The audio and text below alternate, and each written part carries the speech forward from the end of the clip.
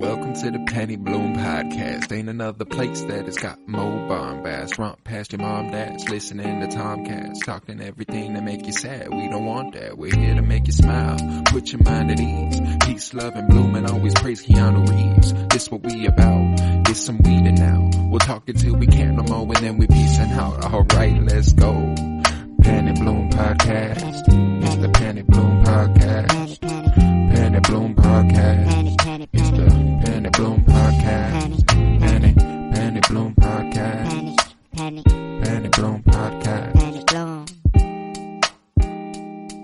Hello, everybody, and welcome in to the Penny Bloom Podcast. Today, we continue our top 100 favorite movies ever. I am Colton Robertson, and I am joined by Joseph George. What's up, homie? Oh, what up, what up? Always a pleasure to be here. Oh, and it's always a pleasure to have you. And today, we are on part 3 of that top 100 favorite movies list. This is the 70s, 70 through 79, part 3 of our 10-part series on our favorite movies ever. And this list is exactly what we're saying. It's favorites. You know, we're not doing the top 100 best movies of all time. I've said that for the last 2 parts. If this is your first time joining us, hey, I'm happy you're here, but I do recommend you go listen to the 80s and the 90 through 100 episode. But me and Joe are not equipped to tell you the top 100 best movies of all time, nor do I think anyone is. It's a subjective topic, and you should treat it like it's subjective. So we're doing our top 100 favorite movies, not the top 100 best movies. I think that's an important distinction, as so many treat them as the same thing when they are not the same thing.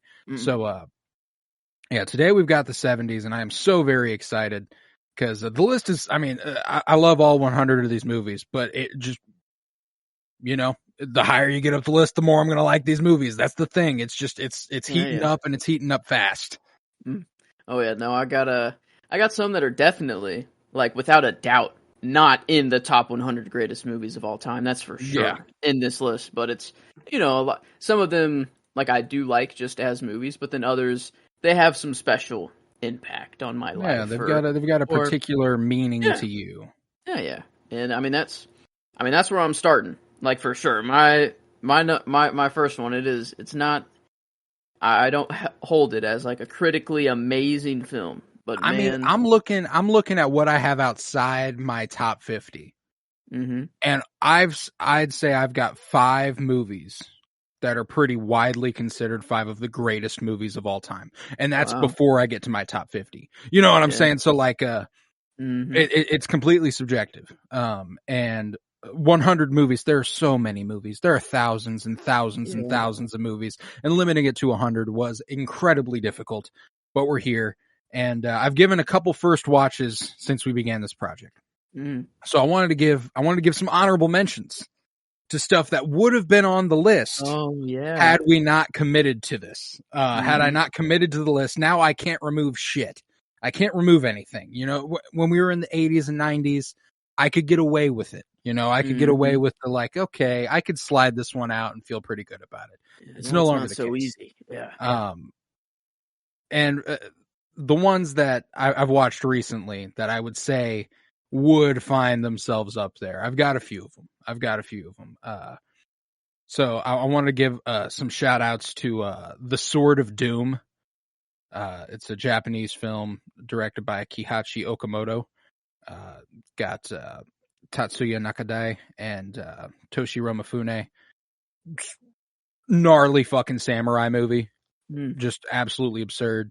The Suju River, directed by Liu Ye, 2000 movie. Chinese film about a romance that's just absolutely heartbreaking and heart-mending all at once, and I can't recommend that highly enough.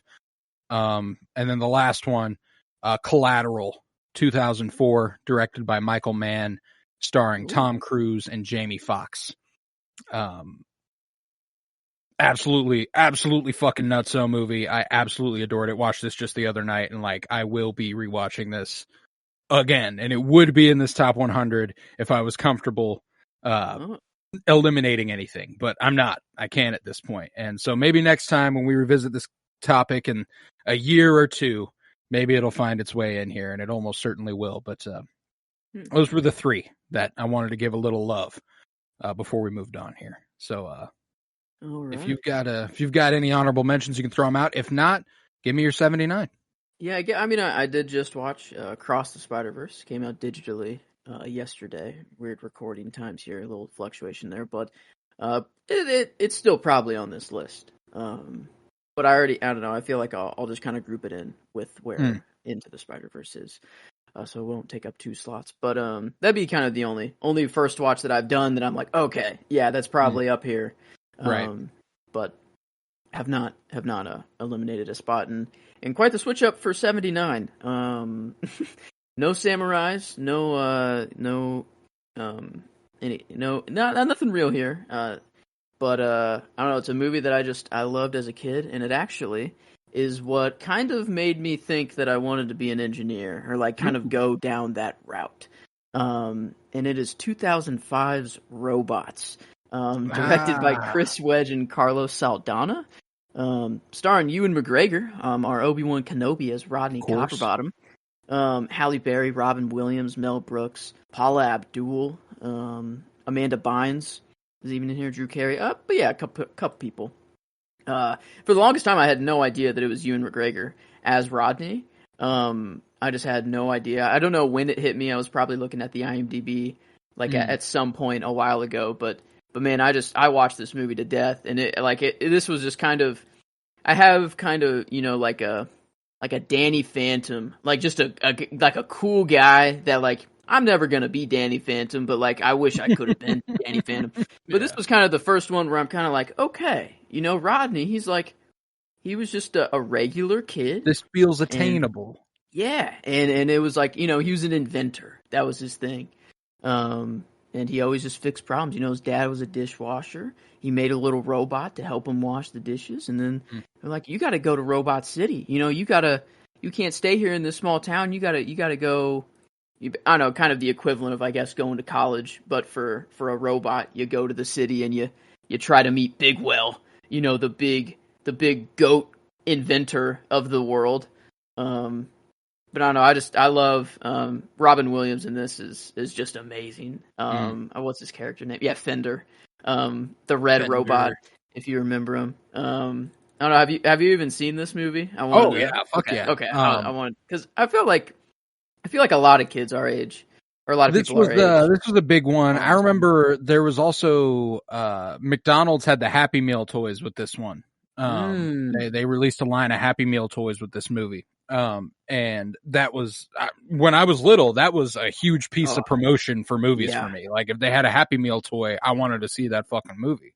And I'm fairly certain Robots did because I have various action figures here at my house of Rodney and a few other characters. There's a big ass bin actually in the corner over here that has all the little fucking figures from my childhood. And I'm sure Rodney is in that somewhere. Yeah, I just love all the machines that were in this. They're over the top and it's insane, but all just the Rube Goldberg kind of esque little ball that you would travel in is their transport system. You just roll around in this Ferris wheel kind of track ball thing, and then I don't know, all just it just kind of sparked that kind of inventor / engineering, I guess, part of my brain. And but yeah, no, I actually just watched it not too long ago, maybe a couple weeks ago or something, and I'm like, oh man, no, this one it got elevated past that bottom 10 of the movies I watched as a kid because it had some more of a personal connection to it. I dig it. No, it's a great one to start the list with, man. Yeah, I enjoyed Robots a whole lot when I was younger, and it's one that I haven't revisited in so long. But I remember just being 5 years old. I remember being fascinated by it and kind of being like, whoa, this is so cool, man. But no, that's a great way to start the 70s. I love it. And I'm actually gonna, you said no samurais in this. Yeah. No samurais. This is where I've got another samurai film at 79. This is where I have yet my second Akira Kurosawa film. 1958's The Hidden Fortress, starring Toshiro Mifune as well. I had Rashomon at 89. I've got Hidden Fortress here at 79. So starting a couple episodes in a row with an Akira Kurosawa This is the movie. You've heard this. I guarantee it as a Star Wars fan. The first Star Wars is a carbon copy of this Akira Kurosawa movie. Yeah. It is the Hidden Fortress. That is the one that people will regard as a carbon copy for the creation of Star Wars. And oh my goodness, there is certainly an influence. There's definitely an overwhelmingly clear influence on the franchise we've come to regard as God, as it were.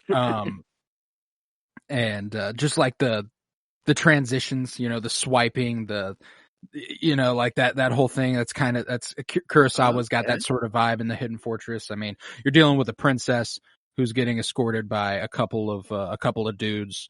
But the princess is a free thinker, a mind of her own. She's kind of a badass. She's kind of got it like that.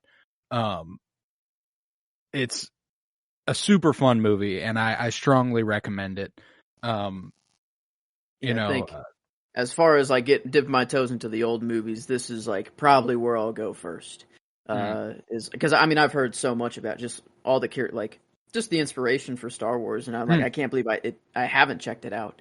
No, yeah, it's within the last it's within the last year that I've finally gotten around to it. Probably even last 6 months. I think I watched this movie for the first time earlier this year, and I was astonished. There's an element to it that's just so captivating, and I love Toshiro Mifune as an actor. He was actually in the creation of Star Wars. George Lucas's original idealization of Obi-Wan Kenobi was an old Japanese man played by Toshiro Mifune. That was the goal. That's what they wanted. But you settle for Alec Guinness. You're not really taking a whole lot of loss there. That's a legend in his own. That's another legend altogether. So I think Toshiro Mifune was one of those guys who was like, nah, I don't get it. Yeah, it was pretty out there. We take Star Wars as just, it's always been there. But the first movie in 1977, that probably sounded like crazy talk for most people. No, for sure. But the influence couldn't be more apparent, and while I don't agree with the carbon copy allegations about the Hidden Fortress, I certainly see where some might think that. Yeah, that's like a carbon copy. That implies a whole lot of basically plagiarism. That's what I think of. But and don't get me wrong, there are two characters in this movie where there's one who's a little bit more calculated and just kind of straightforward and oh, well, what are the odds we can even get out of this? Oh my God, I'm so anxious. What the fuck? And then he's got a little buddy who's like, fuck it, let's fucking do this thing, and they're obviously 3PO and R2D2. There's very apparent oh, this person's this person, this person's this person, and it's funny to watch that unfold, and but the story is strikingly different, I think. And I really, really enjoy the movie, and it's where I had to start my 70s. I love me some Hidden Fortress, and it is the second of 4 Kurosawa movies that I'm going to have on this list. Okay, well we're hitting every category, it seems, right off the bat. We got a kids movie, we got an old samurai movie, and then now we're going to a sports movie. And sports movies I usually don't really like too much, but this one I don't know. After first watch, and I've watched it just a lot of times. No, kind of a dad movie, I feel. This is 2011's Moneyball, directed by David Miller. Big dad movie, yeah. Yeah. Brad Pitt and Jonah Hill kind of taking the lead on this one, and it's a story that I could give two shits less about, the Oakland A's, and they drafted some crazy team that eventually worked out. But for the movie, they made it so interesting. It was I'm man, I've never heard of this story. It's based on a true story. It happened probably before I was born, I think, or maybe in the early 90s, or no, I guess, I don't know. Computers are a thing, because Jonah Hill's character, he's an analyst, and he uses computers, and he can tell where all the pitches go, what pitches the players hit the most, and all the old guys in the office are giving him crap oh, you don't have any real time on the field. You got to know the game in order to blah blah blah. picked or whatever. Yeah, 2002, the 2002 team. Okay. So I was born, but not really. Very young. Yeah. Yes. But no, I don't know. It was just like a sports movie that took me by surprise that I really, really enjoyed. And they gave Brad Pitt like a pretty interesting story too. Like he's the GM and he's the one responsible for getting all these players intact, but he can't like go to the games. He feels like he's like a bad luck charm if he goes to the games, and then he has this story with his daughter, kind of getting further apart with his daughter, and then they eventually come close at the end and stuff like that. And I don't know, it was just kind of like a really feel good sports movie that I didn't expect to like. But I remember watching it the first time just with the family, and I'm like, man, I actually really like this. And then every time it's on, I'm like, yeah, I'll tune in. I'm watching. Yeah, I'll watch this one. No, this is a goodie. It doesn't appear on my list. But I recall when I watched it for the first time, because I had a similar experience. Watched it with the family, and being like, "Oh, damn, this is cool." I grew up playing baseball. Played baseball from the time I was 5 until I was 18. So like, it was a huge part of my life. And baseball movies, for the most part, they don't usually hit me the way that they're supposed to. There's a romanticism about baseball that I've always really, really felt, but I feel like it's so hard to portray and like believe, and I feel like Moneyball does a pretty good job at it. There's only a few, The Sandlot, it's a corny classic, but yeah, I love that one. Yeah, Chris Pratt up in here. I didn't realize. Yeah, he plays for the A's. Thinking about it, he's like a pitcher, I think, or maybe a first baseman. I think he gets like a pretty big home run or something in there, and it's like, I don't know, they have a lot of really cool like baseball moments in there, and like get like goosebumps, like when a crowd just starts roaring and like you just hear like the whole crowd go off. Like I don't know, that's like I love that feeling. Like the goosebumps I get, and like, but yeah, I don't know, not a. I feel like just a dad movie, that's for sure. But like I don't know, it's well worth your time, though. Even if you're not a baseball fan. But, I said that this kind of captures the romanticism of baseball, and it does to a degree, but it's a much bigger story than that. It's another one of those ones where like I describe Oppenheimer as like interesting, like it's not necessarily like, oh, this is so exciting, oh, this makes me feel good. No, like Moneyball is an interesting movie. Yeah. It's kind of just an interesting story to see how that unfolded. It's not purely about baseball either. It's like computers were a new thing, and they're like analyzing all this data, and then like Jonah Hill, he's like from Harvard or Princeton or something like that. I don't know, and he's just like, well, yeah, I guess I'll try this out, and like Brad Pitt hires him kind of on a whim, fires this whole rest of the crew. Like it's crazy. Like a bunch of it's not really. It's more focused on the I guess the inner workings of a baseball team rather than like the actual game and stuff like that. But no, I don't know. I really, really enjoyed it. And yeah, it's a little bit above Robots, I guess. Just a little bit better made of a movie. But yeah, there's my 78. Yeah, it's always interesting the way you determine what goes above other things on this list, because sometimes it is like, oh, I just like this movie more. And then sometimes you're like, well, it's just so well made that I had to put it above this, and like finding that combination and seeing where that kind of occurs is always fascinating. But, my 78, I'm gonna head back to animation. I'm gonna head to stop motion. And my second Wes Anderson film so far, this is where I have 2018's Isle of Dogs, directed by Wes Anderson. I fucking love this movie, man. We just did the Wes Anderson director spotlight, of course, and we covered this movie at length. But again, one of those movies that feels that sort of Japanese influence from Akira Kurosawa and stuff like that. It's a big role in the creation of this movie, and the sort of vibes that you're playing with. And I love the voice performances in it. I love the visuals. It's a gorgeous movie with just another really fascinating color palette, as Wes is one to do. I love Bryan Cranston. Scarlett Johansson's Bryan Cranston and Scarlett Johansson's first Wes Anderson appearances before coming into Asteroid City, which was super exciting. Love me some Liev Schreiber, who was I think this was also his first Wes Anderson movie, and then he was in The French Dispatch, and then he was in Asteroid City as well. So like Liev Schreiber, just a nice one to get everybody in the groove of things for Wes Anderson's sort of whole deal.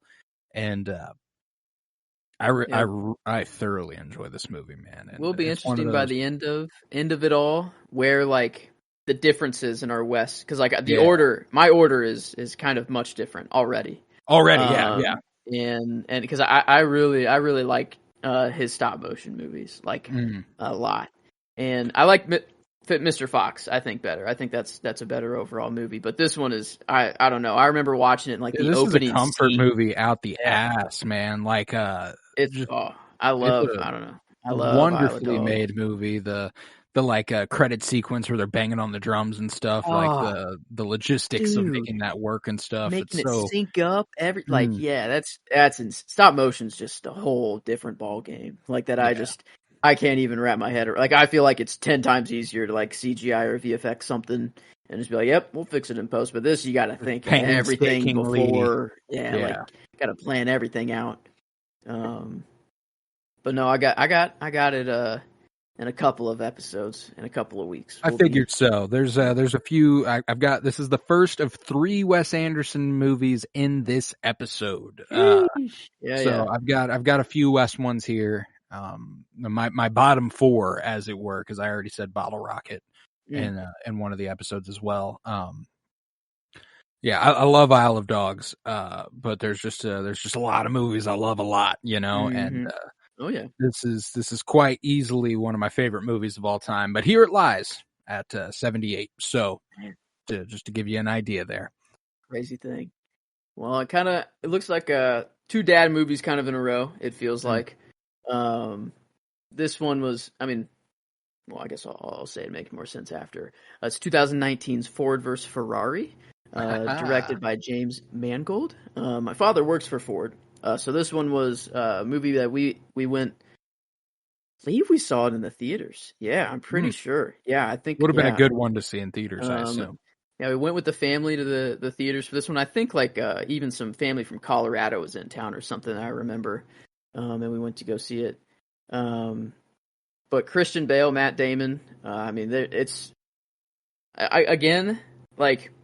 like Cars. Like I used to like them a lot more whenever I was growing up. But like now it's just kind of like I can talk about them, sure, but like I don't really care that much. And like the race at Le Mans. Like it's a pretty cool race. It's a 24-hour race, kind of nuts when you think about it. Yeah. And this is, I don't know, just the story of how Carroll Shelby came in, made a car that was pretty freaking fast, and it won Le Mans, Ford, and out of all the supercars that are up in this race, and kind of like an underdog story at the bones of it. But I don't know. I love like. Yeah, I guess. Wow. It says Matt Damon's the lead in this one, or has him first, which is interesting. And I don't know. I might actually say that is true. But I don't know. Just the way that Matt Damon and Christian Bale play off each other in this movie is so good. That's an actor combo you don't get to see a lot of, and they're both fantastic. They're so good together. And I don't know. Matt Damon is just, as I'm realizing, he's in a lot of these movies that I have. He's in a lot of good fucking movies, man. Like a lot of talk recently about like great actors with bad agents where like it's just like this actor has so much talent, but they can't find a good fucking movie or show for the life of them. Matt Damon is a great actor with a fucking brilliant agent, dude. Like the roles he's picked up over the last 10 years or so is like, what a fucking run this dude has been on. This is one that's actually a pretty big blind spot for me. I haven't seen Ford versus Ferrari. But this is James Mangold's 3rd appearance on the list so far, as I had Logan last episode and Dial of Destiny the episode before that. So James Mangold's got a little bit of a presence here. But this one I think you could enjoy this one. I'm certain I would. Yeah. There's a really like the Christian Bale, like just the logistics of being a driver and like what that takes, like the toll it takes on a family is really like a thought that never crossed my mind, but that was a really kind of hard hitting part of the movie. Glad I didn't spoil the ending. I was about to, because I thought you have already seen it. No, this is one that I actually very recently, like within the last couple days, thought about watching it, but I don't think it's available on any streamers, so I just decided not to engage with it. But I see. Yeah. It's one that I really want to watch, just because like with Dial of Destiny releasing so recently, there's been a lot of talk about like what happened with his like action, sort of the intensity of like a driven chase scene sort of feel, like the way that he gave a heavy feeling to the race versus the kind of lightness and lack of intensity in the chase sequences in Dial of Destiny. It's like more recently I've been more wanting to visit it because people regard Dial of Destiny as James Mangold's potentially like amongst his worst. Wow. And I'm like, well, if Ford versus Ferrari is amongst his best, then I gotta fucking see that. You know what I'm saying?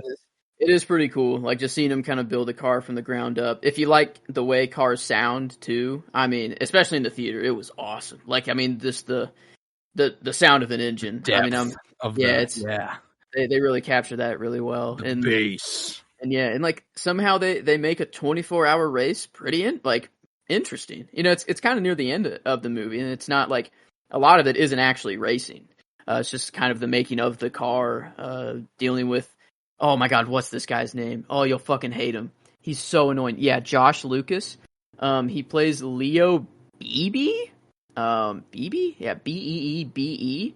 And he just fucking sucks. He's just like a notorious douchebag. Yeah, he's just like a high up person in Ford that's like by the book and oh man, you're gonna hate him. And it's he plays the role well. Like, I mean, like it's kind of like not a Joffrey situation. It's definitely not to that level where this dude received death threats, but like by the end of the movie, you're like, man, that dude just fucking blows. Like that, like what a character you have to play. But yeah, I think you would enjoy this one, even though it's kind of like a Moneyball, where I'm like, I don't really care for the sports movies, or I guess this one's kind of a sport movie, I guess, as well. But more of just kind of like another underdog story, like Moneyball. And Christian Bale and Matt Damon, they do a great job in this one. It's really good. I love that. I love that. I'm familiar with Josh Lucas because of Sweet Home Alabama. I've never seen that. He was one of the gentlemen in was he a Sweet douche? Home Alabama. I can't recall perfectly whether or not, because it was him and Patrick Dempsey, and competing for the affections of Reese Witherspoon. And I can't remember which one was the douchebag and which one was the good guy, or if they were both good guys and it was just a really hard decision, or like, I can't recall. Okay. Yeah, definitely a douche in this one, though. That's for sure. Without a doubt. No, he was a douche. He was a complete doucher. He was a complete doucher in Sweet Home Alabama. Yeah. It's been a long time since I've seen that movie. But like, I was like, as soon as you said Josh Lucas and I saw his face, I went, yeah, I recall not liking this man. Yeah, no. People who love Sweet Home Alabama are like, how could you fucking forget? Yeah, he's a doucher. It's a fun fucking movie that I expect I would enjoy a great deal, and I can't wait to engage with it at some point. But with my 77, I'm sticking with you in the action vein, and I've got this one stars the man that I would describe as Christian Bale if he was like evil. Tom Cruise. Okay. Yeah. Similar vibes on like an opposite end of the spectrum sort of thing. You know, I feel like Christian Bale's a pretty stand-up guy. I don't trust Tom Cruise a single fucking ounce. That man's scary. This is where I have Mission Impossible. 1996, directed by Brian De Palma. As much as I talk all that shit about how I don't like Tom Cruise. I'll be damned if I don't enjoy some of the movies he's in. He's got a track record on him that is either really, really fucking good or really, really fucking bad. And Mission Impossible, I love that franchise. I really, really do. And this is kind of the spot, you know, this is the first time I've consolidated an entire franchise into one pick. Oh, and okay. I don't have any other Mission Impossible movies, although there are all sorts of great ones. I loved Fallout. I love the new one. I love Dead Reckoning. Ghost, like, you won't catch me saying a single one I didn't enjoy watching, you know. And I think, you know, Tom Cruise is the beating heart of that franchise. If he's not in those movies, honestly, they're not as interesting as they are. And Brian De Palma's direction of the first one is the most exciting. It's the most interesting. It's the most inventive, I think. And he's just got a knack behind the camera. I think this is my favorite De Palma movie. I don't think I have one above this. You know, I love Carrie, and I love Sisters, and I love, you know, I've watched Scarface. I don't love it, but I had a good time watching it. This one, this is one of the most exciting spy thriller sort of vibes you're ever going to get. And Tom Cruise is the shit in it. Just a wonderful cast around him too. John Voight. And finally got to it. I've only seen the one. I've only seen the first. I'm trying to look on my Letterboxd diary to see when I watched it, because it was pretty recently. On July 12th is whenever I watched it. And have only seen the one. I had no idea that was the Mission Impossible theme song. I've heard that song everywhere, and then I'm watching the movie and I'm like, oh, no shit. I'm like, no shit. This is the theme song. And then I hear it's like it's made up of like the Morse code of like MI, like apparently like the letters in Morse code, like it follows the theme song or something like that. Oh no shit.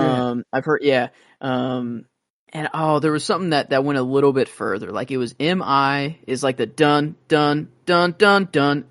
Apparently that's MI in Morse code. But then there was something else after it. I don't know. That went a little bit further apparently. It's a fucking yeah. I love that theme song. I got to see my first Mission Impossible movie in theaters this year, and that was a super exciting experience with Dead Reckoning. And I'd only just gotten around to the franchise this year as well. I'm new to it for sure, but I'll be damned if it's not one of my favorite franchises ever already. You know, like it's wow, yeah. I actually just purchased I also went to the Taylor Swift concert. I went to the Taylor Swift concert, and then like 3 days later I went and saw Dead Reckoning in theaters, and then like a couple days later on my Twitter timeline there was like someone posted a shirt that was like Taylor Swift merchandise, but it was Ethan Hunt, the Eras Tour, and Ethan Hunt's the protagonist in Mission Impossible, and it was a picture of him from every movie in the franchise, and I was like, fuck yeah, instant purchase, got it. It's upstairs somewhere. But there's a lot of mask reveals. I've seen some like some love VFX a good breakdowns. mask reveal. Yeah, some VFX breakdowns. So like I've seen some mask reveals, but I have no idea the context behind them. Some super cool mask reveals, and like fascinating practical effects in situations like that. Like there's shots where it looks like someone's looking in a mirror, but really it's just body doubles and like a clear fucking frame with someone else mimicking the movements, you know, like it's super fucking cool. The stunts are pretty cool too. The stunts are gnarly, and the way the Mission Impossible franchise has evolved is really interesting. You know, like people are of the mind that maybe it's not as exciting as it once was, because there's something so distinct about the first one and the way that it's kind of evolved into just like watch Tom Cruise do crazy shit. Because that's not what the first one is. You know, like the first one is, it's very based in that paranoia and that sort of like, oh God, what's going to happen? Who am I trusting? Who's against me? And it's not that there's not that in the later movies. It's just it's the most prominent it's ever been in De Palma's Mission Impossible. And I adore this movie, and it was one of those ones where it was lower originally, and then I got honest with myself. I was like, I like this movie a lot. I'm gonna go ahead and bump it up a little bit. Yeah, it's pretty good. I got it in a little bit actually. not even next episode. I got it. Yeah, it'll be a couple episodes away actually. For me. Yeah, I really enjoyed it. The first, only a first watch. That's all I've given it. But yeah, I've already watched it a couple times, and I watched it for the first time probably 2 months ago. Let's see. Yeah.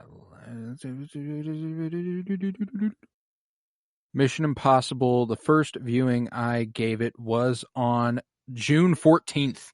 So we're less than 2 months removed from that. Yeah. Yeah. I fucking love that movie. It's fucking awesome. But yeah, that's what I got at 77. Yeah, I can't wait to dive into all the rest of them. But yeah. It's a fun fucking franchise, man. Yeah, I got this one hitting another category. I think this is probably my only true comedy on my entire list. If I had, well, that's false. There's one more, and it's a little higher up. But this one, I don't know. There, like, been a lot of talk about comedies and how like they're just not being made anymore, and stuff like that. Yeah, you don't really see them in theaters, but this one I feel is on a lot of people's like just. You ask people what's one of your favorite movies of all time, and like in high school, middle school, this is there. And it's Step Brothers, 2008, directed by Adam McKay. And I mean, I don't know, like there's not many movies that like that I just like actually get me to really laugh and like really have a good time. It shaped a generation. Oh yeah. No, this. I mean.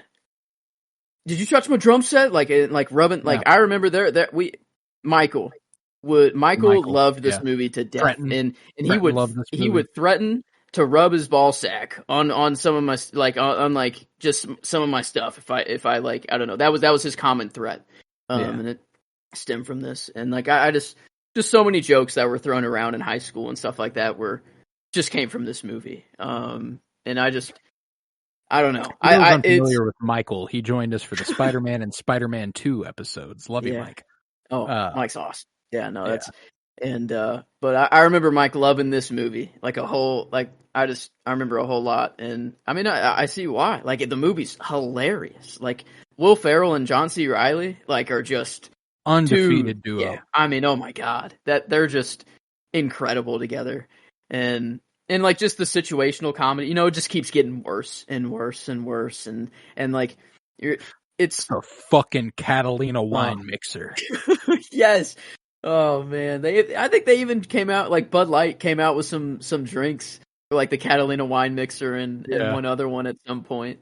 But like, what helps with shoulder pain? If you lick my butthole. And then the whenever they finally are like, okay, well let's be brother, well let's be friends or whatever, and they're getting past all like just being mean to each other, and then they're like, what's your favorite dinosaur? We want to build bunk beds. They go ask their mom and dad, like, can we build favorite non-pornographic magazine to masturbate to? Good Housekeeping. No way. Like, they're just. Do we just become best friends? Yeah, no. The bloopers have to be insane for this movie. I actually just watched a TikTok the other day that was like Will Ferrell bloopers, and it was like various bloopers from throughout his career. Because, I mean, this was towards the end of, I mean, not towards the end, but Will Ferrell hasn't been in a genuinely great comedy movie in a good decade plus, where he is the main guy and like being the funny one. This was towards the end of his reign because he dominated there for a while. That run of like Anchorman, Talladega Nights, I mean, Elf in 2004. There was some great stuff from Will Ferrell there for a long time, and this is one of his fun, like the song they perform at the end. Fucking, you sound like Fergie and Jesus. Yeah. What's their prestige worldwide? Why? Boats and hoes. Boats and hoes. I gotta have me. Is that my boat? That's my fucking boat. That whole endlessly quotable. Like extremely memorable movie, excruciatingly memorable. Like me and our friend group watched this movie so much that I actively got tired of it. Like it was every time we hung out, this movie was on, and there was a point where I was like, "Can we not watch something else?" Like eventually, it did get to that point, but Man, I mean, it came out in 2008, so I'm wondering whenever the first time I did watch it was. Definitely not when I was 8 years old. No, definitely not when I was 8 either. Mm. Would have been a few. I would guess it was I probably didn't get around to this till high school. I remember, I think I was a little late to the party on Step Brothers. Maybe it was middle school. Like, I was like, maybe, you know what? 8th grade feels like it might be a little more right. That was a big era for comedy movies for me. So yeah, probably 7th, 8th grade is when I watched this for the first time. But yeah, man, it's not on my list. It was one of those ones that like. Oh my God, that's Agatha. I'm like, what do I know? Catherine Hahn. Yes. Yeah, I'm like, man. what do I know? The way she like from? fucks John C. Reilly up against a wall, like Just obsessed with him for whatever reason, just because he stood up to her husband. Yeah. Yeah, no one ever does that. Oh my God. Yeah, the more I'm remembering, flat. So flat. Pay $1,000 a week for vocal lessons, and this is what I get. Oh man, yeah, it's insane how many different scenes there are in this movie. Like, how can they? It feels like such a long movie because there are so many things that happen in it that it feels like it should be a different movie that I'm thinking of. You know what I'm saying? But it's the same movie. The shit with Brennan's therapist, how he like imagines he's a lumberjack. I've come all these miles to give you my seed. Like that. That's in Step Brothers. Like, what the fuck, dude? That is in there for sure. They job interview montage that they just have, and John C. Reilly just lets out the longest fart. Onions. I taste all it. Time. I taste it. Yeah. Oh, Seth Rogen in that scene. Being like, I like you guys. I dig your vibe. You're wearing tuxedos. It's ironic. I dig it. Thought it would be silent. No, yeah, you just got one of those faces. I just want pa. Just want pa. Are you saying that's right. Pow? Yeah. Are you saying pa? Is that pow? Pa. Love me some Rob Riggle. Pam. Just Pam. Nope. Pam. I don't get it. Lick that white dog shit. There's so many just random fucking things in this movie that I'll never get over. Yeah, they don't want to take that route home because they have to pass the bully kids that they're afraid of. Yeah, they take the long way. Oh, what the God. fucking fuck? Oh man, no, it's just a classic. I mean, it's. I'm gonna look back on this and just like I don't know. I don't know how long it'll be until I show my kids, but probably not 8 years old. That's for sure. No, not when it came out for me, but yeah, I just had to be on here somewhere for me, and it fell at 76. Good one. I've got a different family comedy of sorts at mine. Not by any means a true like a pure comedy the way Step Brothers is. It's funny, but it's also got a dark streak. This is my third Wes Anderson movie. The Royal Tenenbaums, 2001, directed by Wes Anderson. Crazy fucking cast, crazy chemistry. This is kind of, this is his third feature film after Bottle Rocket and Rushmore, and this is the first time he's like officially Wes Anderson and out here, like he's taken those steps to get there. This is the first time he's like, yeah, I'm him. This is me. And just this is the only Wes Anderson movie I've watched once. I have not revisited this movie, and it's in part because it has probably the hardest scene to watch in any Wes Anderson movie. Yeah, it comes out of nowhere too. Yeah, it does. You're like, whoa, okay. Yeah. But it's one of those, like, it's one of the most heartfelt, genuinely touching movies of his. I mean, like, they're all genuinely touching to me. I love all those movies, but like, whenever Chaz at the end of the movie, played by Ben Stiller, hits Gene Hackman with it's been a rough year. Yeah. Like, ooh, That's when I'm folding, man. That's it for me. Yeah. Gene Hackman, Angelica Houston, Gwyneth Paltrow, Ben Stiller, Luke Wilson. Like, yo, what the fuck, man? Just a stacked cast and some of the best on-screen chemistry portrayed in any Wes Anderson movie. They feel like a family, you know, and I think that's something difficult to pull off in a extremely believable way. And I adore this movie, and it's one that I've been wanting to rewatch, but I've been hesitant because of just a kind of triggering scene. And thinking of all the movies I've watched of Wes, and I think I'm at 2 for all, but I don't think I have watched this a second time. Now that I think about it, I don't. It's probably the hardest rewatch to do. Like, it's just like, you know, I'd rather watch the ones that make me feel nothing but good. You know, I think it's certainly the darkest. It's certainly the darkest he gets. Wes Anderson. Yeah. Like, there's not a single scene in any of his movies that's darker than this. No. And it's literally one scene. It's literally one scene that's dark. Like, I mean, spoiler warning if you haven't seen Royal Ten. It's a suicide attempt. You know, like, that's hard to watch. Yeah. But it's such a good scene too. The way that it's done, just the flashing back further and further.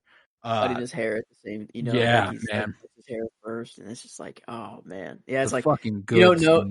It does just come out of nowhere, and you're like, is this actually where we're going right now? And it's like, oh my god, because he says like right before he does it, he's like, I'm gonna kill myself tomorrow, and then he just does it right there, and you're like, yo, oh my god, yeah, I don't know. It would be very interesting on a rewatch, knowing it's coming. Versus Bill Murray, I forget Bill Murray's in this one, married to Gwyneth Paltrow. Mm-hmm. It's I don't know. It was really enjoyable. Owen Wilson it's also awesome. in this movie. Mm-hmm. Crashes the car into the house, kills the dog. Had a little drug problem, was it, or something like that? Big time drug problem. Gets war painted up and drives the car into their townhouse. No, I think I have to get back around to this one. I don't know. Yeah, it's fucking good, and I'm certain that if I did rewatch it, this one would probably be one that shot up the list. You know, it's bottom 3, and it's the only one I watched once. You know, it's above Isle of Dogs, which I've watched like 3 or 4 times, and Bottle Rocket, which I've watched 3 times. You know, so like, I know this one would shoot up the list if I rewatch it. I just haven't given it that second viewing, and I will, and I know it'll fuck me up, but it's a goodie. So Royal Tenenbaums at my 76 was the way to go. All right, I got that. It'll be next episode, actually. So not too far away, but yeah. Moving on to 75, a little midway point here. I got I got an alien movie, and I don't know, it just seemed to work out that way. Space. Something with space or something with aliens, and this one I think was probably. Well, I don't know. Probably one of the first alien movies that I really saw. And it's 2002 Signs. Directed by M. Night Shyamalan. Yeah, I've heard that before. Where a great director that's done a lot of great stuff. Sixth Sense. That was the other thing I knew him from. But man, no, Signs was just, I remember being so afraid of this movie. And like, it's not even really that scary. Like, looking back on it, it's just like the certain scenes that like scarred me as a kid was like, they were hiding in the pantry and the aliens like in their house creeping around, and they have this big kitchen knife and they're sticking it under the pantry door to get like a reflection to try to see the alien. And then like the alien comes up to the door, sticks its hand like under the door, and then shawap, you know, they chopped the alien's fingers off. And I'm like, oh, okay, fuck. This came out in 2002. I don't know when I saw it, but I was probably really young at the time. And then Joaquin Phoenix. I remember he just was like he was just, I don't know, a base like an all-star. I don't know if he played for the MLB or something like that, but he was a really good baseball player. And I just remember him beating the shit out of that alien with a baseball bat and like breaking the bat at the end. And like, yeah, the secret weakness to this alien is just a cup of water. You know, it was just spill water on the alien, and that's basically all you need to take him out. On some Wizard of Oz shit. Yeah, I just like even oh my god, yeah. Now looking at the pictures, like the little kid that had asthma, and they were like in their cellar trapped, and it was all dark, and like they needed to get his inhaler, but they were like, well, are we gonna fucking go upstairs? Like, what do we do? Like, there's a literal alien in our house. And also just really weird with all like the current stuff that's coming out. Like, I watched this movie being like, oh yeah, this shit's just totally fake. Like, it's just, you know, all made up, but like, who knows? Like, maybe farmers like actually deal with this shit. You know, I don't know. Like crop circles and stuff. Maybe that shit's real. Who knows? We'll figure out in probably a couple years in our lifetime. I don't know. Yeah. I'm just kind of letting it happen. I'm just letting it happen however it happens. But yeah, no, Mel Gibson and Joaquin Phoenix. Yeah, another, I guess, Mel Gibson one in there. I remember Aliens. Yeah, but I don't know. I really like Joaquin Phoenix. I didn't really know that I watched Joaquin Phoenix before. Like I would have thought that like Gladiator would have been like the first movie I saw. Yeah, Joker with him in it. Oh yeah, Joker. I knew that was him by then. But this one was kind of like a nice look back. It's like, oh man, that was Joaquin Phoenix up in here, and he I don't know. It's just I really love this movie. I don't know. It's just one that hit. We always watched it as kids all the time. My sister specifically was obsessed with this one. And we made the little tinfoil hats, you know, that they put on in the movie. We'd watch it with some tinfoil hats, make sure the aliens can't read our minds. And I love it. Yeah, that's where I went for 75 here. My alien, right. my check in for the space alien movie for this section of 10. I'll dig it. This is the first one that I do not have an alien movie. The 70s here. No alien movies for me. I had Aliens in the 90s and Kingdom of the Crystal Skull in the 80s, and that kind of did it for me. But my next one at 75 is one of my, I just adore this movie, and easily my favorite adaptation of a very classic story that you've certainly heard of. This is 1996's Romeo and Juliet, directed by Baz Luhrmann, starring Leonardo DiCaprio and Claire Danes. One of the most inventive and unique takes on Romeo and Juliet, a modern setting for Verona, and watching them, you know, modern wardrobe and guns and not swords, but they're still saying line for line the script to Romeo and Juliet, you know, and that it's such an interesting and fun watch that like I'm glued to the screen the whole time. It made the Romeo and Juliet story, which has never been boring, obviously.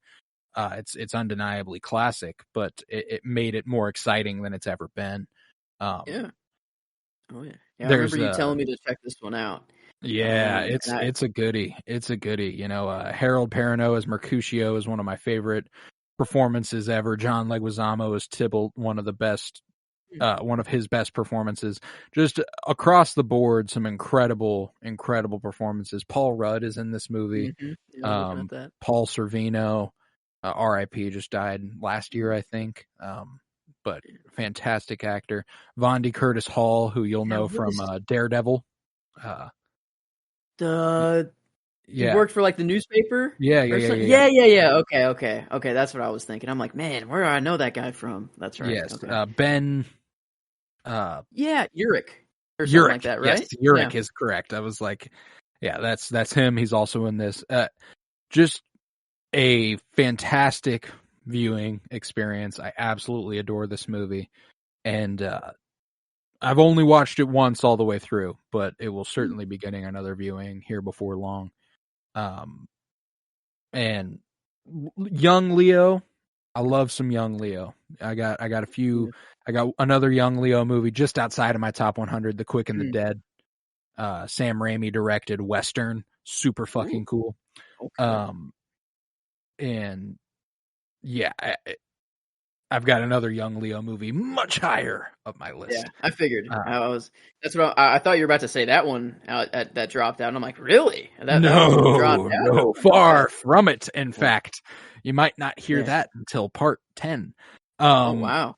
Okay. Close to it, if not. Wow, man. It's that section is kind of floating right now. This 10 to 20.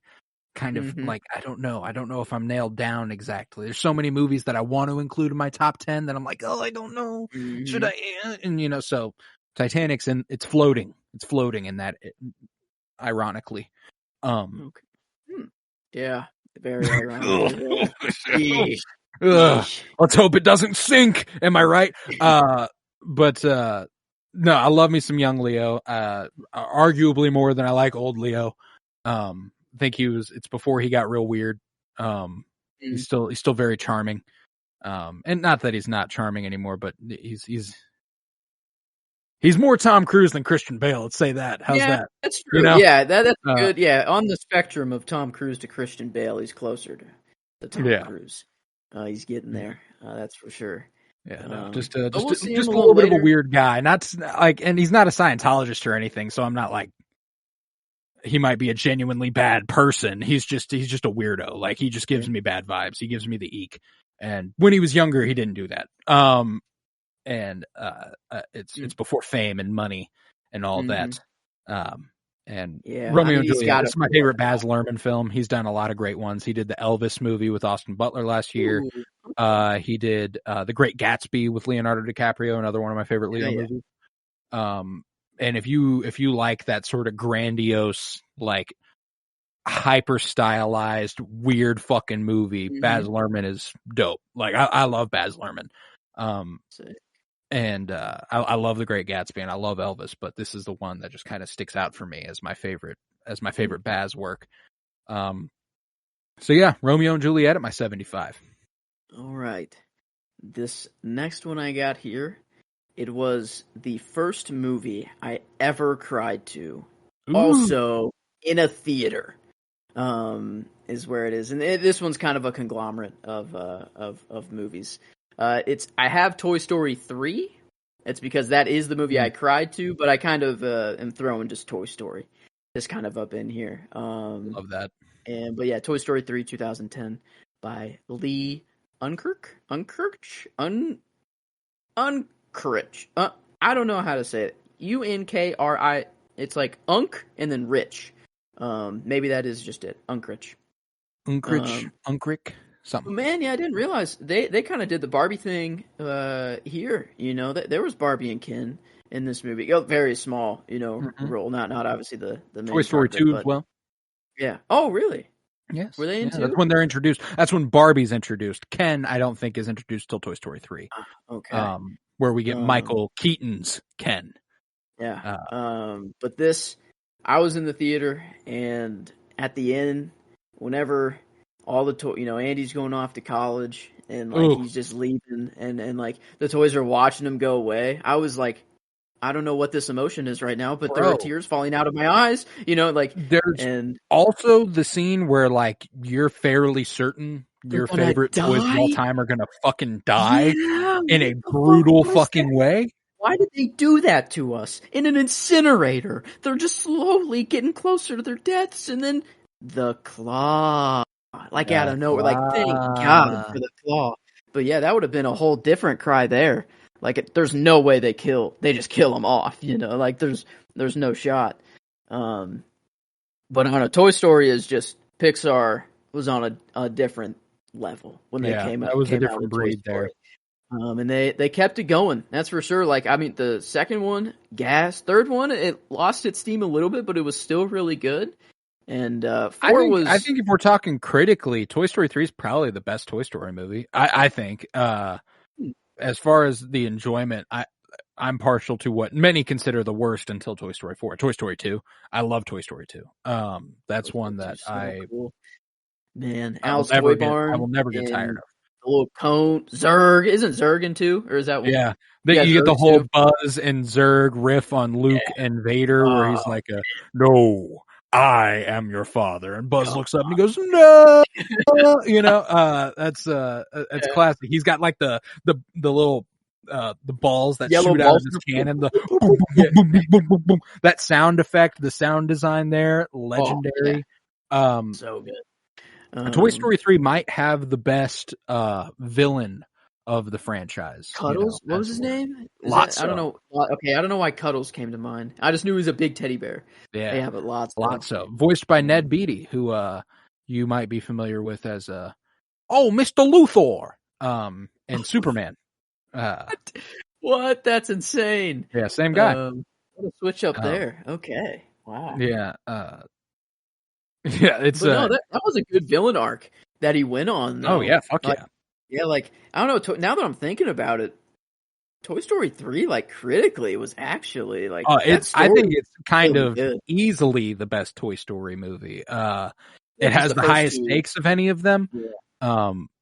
First two, we were just children, and it was like magic to us. We were like, all right, you'd have some toys, and you'd like try to catch them, moving or something like that. You'd open the door, and be like, I think I saw you move, or like, you better not do, or set them up in a particular way, so you come back and do it all.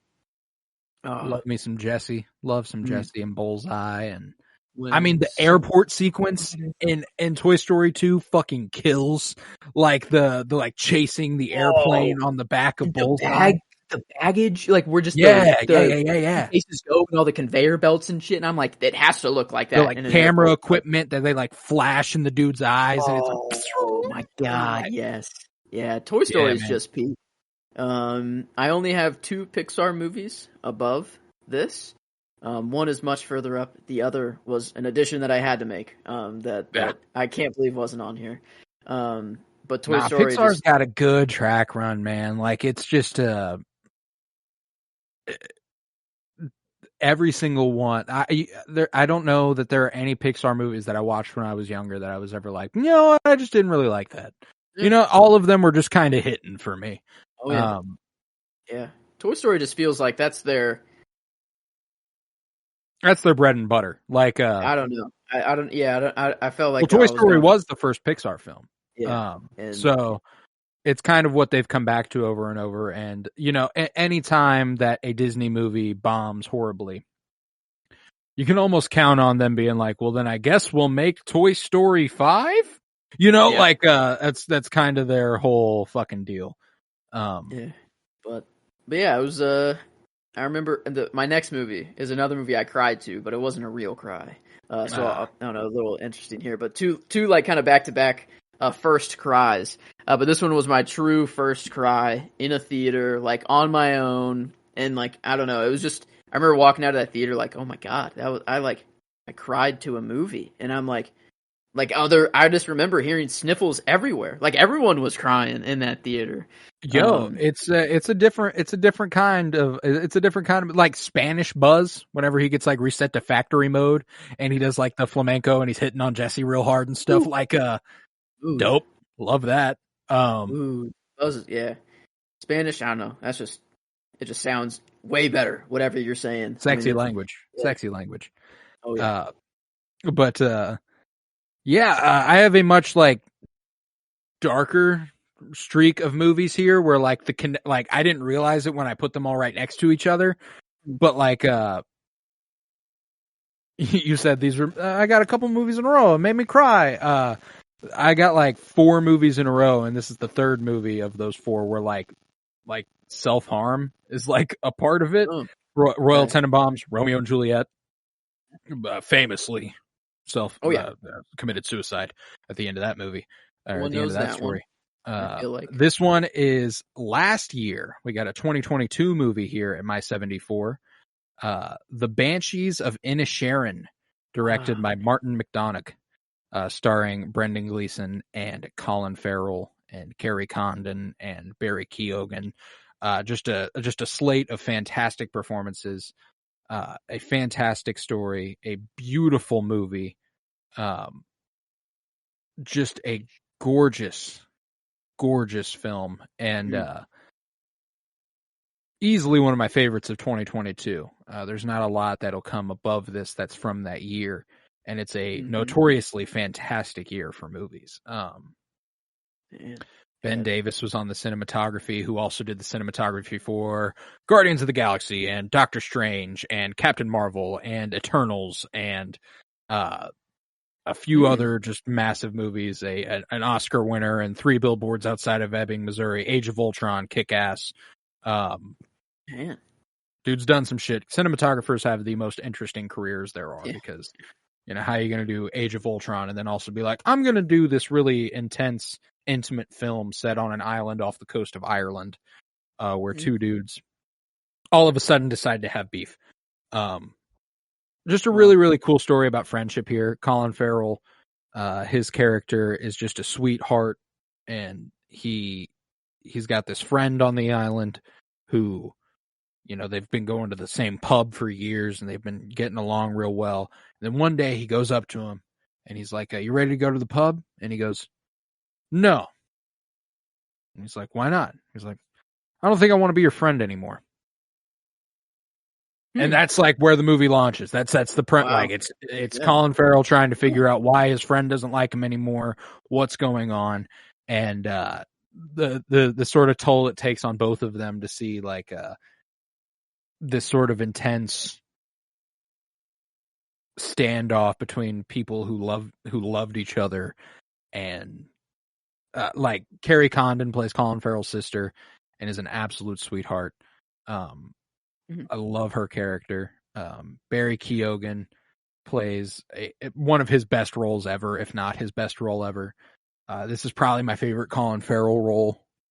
He's fantastic in it. He's got a scene where he's talking to his friend and he's like, you used to be nice. What happened? You used to be nice.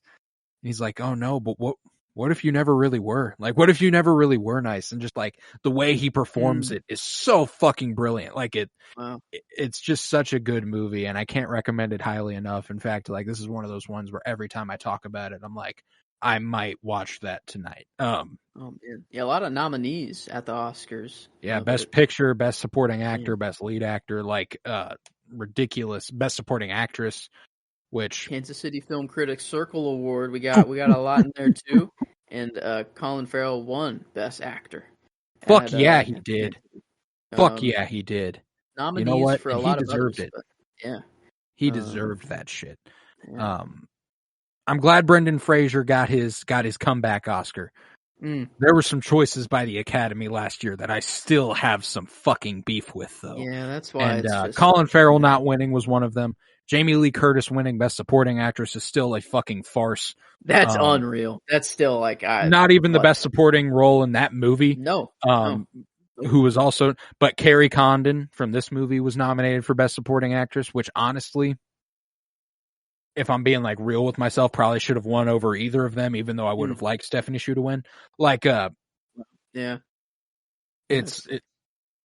love it's just such a well-made movie, and it deserves every bit of acclaim that it got, and it deserves all the love in the world, and I can't recommend it highly enough. The Banshees of Inisherin here at 74. This was one I almost got to. Like this, I think I remember there was some movies you recommended, and this, I think, like along with The Northman, were like the two that I was like, ooh, I gotta watch these. Yeah, from last year. Yeah, Northman doesn't make my list. Doesn't make my list. Oh, okay. So I'll check out Banshees first then. Off of that. But let's see. Where am I going? Oh yeah, another cry movie, but not my first real cry. Although I did cry to it. Gotcha. It's a weird story, but it's 2005's King Kong. We covered it on our 52-year journey. Peter Jackson, directed by him, and I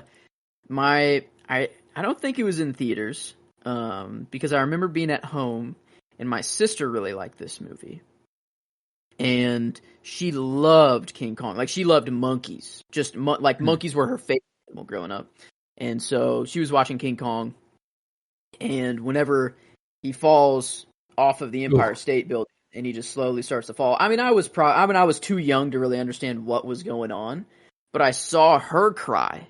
I saw her start to cry, And then that's what made me cry. I was like, you're well, like, I have to join it. I'm like, oh my God, this must be really sad. So I started crying too. So technically, this would be the first movie I cried to, but it wasn't on my own accord. It wasn't like that I understood what was going on. It wasn't because the movie made you cry, yeah. Yeah.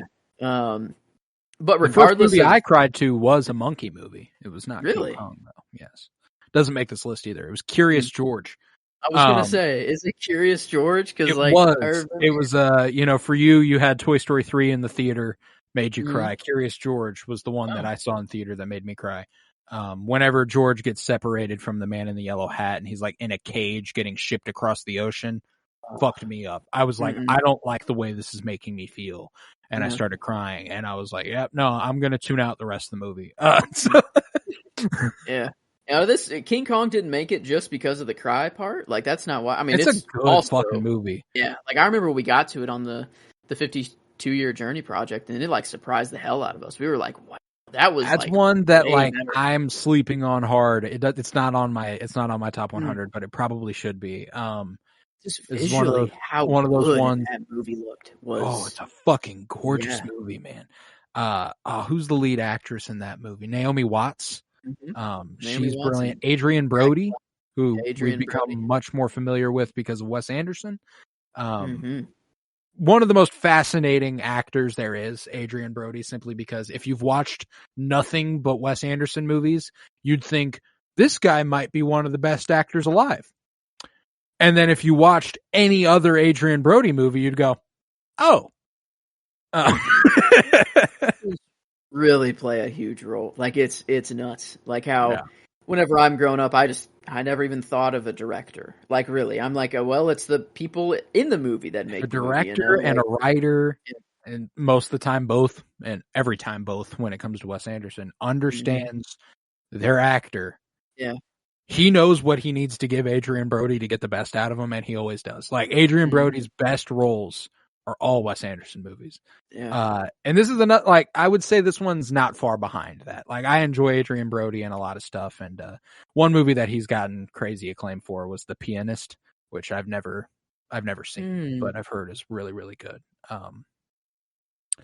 So I don't want to dismiss him altogether, but yeah, he's his role in this one where he's just kind of following Naomi Watts around, being like, "I love you, dude."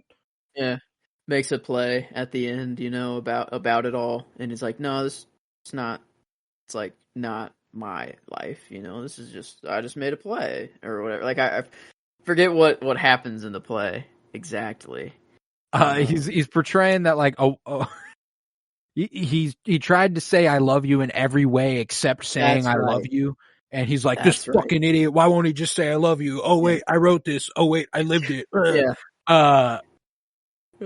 But I don't know. Andy Serkis is Kong. Like, Andy Serkis just, I don't know. The dude knows how to play some. Of like the world eaters, like sucking him into them is never. Nope. Never leaves my mind. Nope. That gave me nightmares for so long. And I'm like, because I really thought that was going to be a thing. I'm like, I'll have to look out for that. If I ever come in, I don't know, into contact with those things, what do you do? There's nothing you can do against them, It's like, and it was a real threat to me as a kid. I'm like, well, I never want to encounter one of those things. So yeah, it was initially a scary movie, and then like I cried not knowing why, but then I watched it again, and I'm like, oh man, no, now I get it. Was just a really a pleasant surprise on that project. It is a long one though, 3 hours. It's got the chunk to it. Yeah. It's a biggin. Oh yeah. And but it's worth it, man. It's one that I don't get around to watching too often, but when I do, I thoroughly enjoy it. So I'm glad it's getting love somewhere because it unfortunately did not make my top 100, but it was deserving of such a thing. So but I'm going to keep it going with another one of our 52-year journey through film movies. Little connection there at 73. This one might be a little low for most people's taste, kind of, and I'm interested to see if you have it and how much higher it would be. This is where I have 1989's Dead Poets Society, directed by Peter Weir, starring Robin Williams. And Wow. Ethan Hawke and Yeah. Robert Sean Leonard, and just a fantastic cast and fantastic performances, fantastic writing. Falls into that, the series of movies I've had in a row here where self-harm comes into play. Mhm. And this one Oh. more devastating than most movies. It will make This me one sob hurts. 1 million times out of 1 million. There's no way I'm gonna watch this without crying, and the only reason it's this low is because it makes me feel that way, and because I haven't watched it since we did the 52-year journey through film. Like, if I'd watched this recently, I'd be like, this is a top 30 movie. Like, it's that well made. It makes me feel that deeply. Robin Williams is brilliant. Ethan Hawke is so good in this movie, man. I love Ethan Hawke too. Like, he's an actor that I'll never tire of, and the key performance put on there by Robert Sean Leonard and kind of sealing the deal with making this movie as emotionally devastating as it is. Just a wonderful movie, and the more I talk about it, the more I'm like, fuck, why'd I have it here? But the deed is done. It's here. And I do love this movie with all my heart, as I do so many of the movies on my list.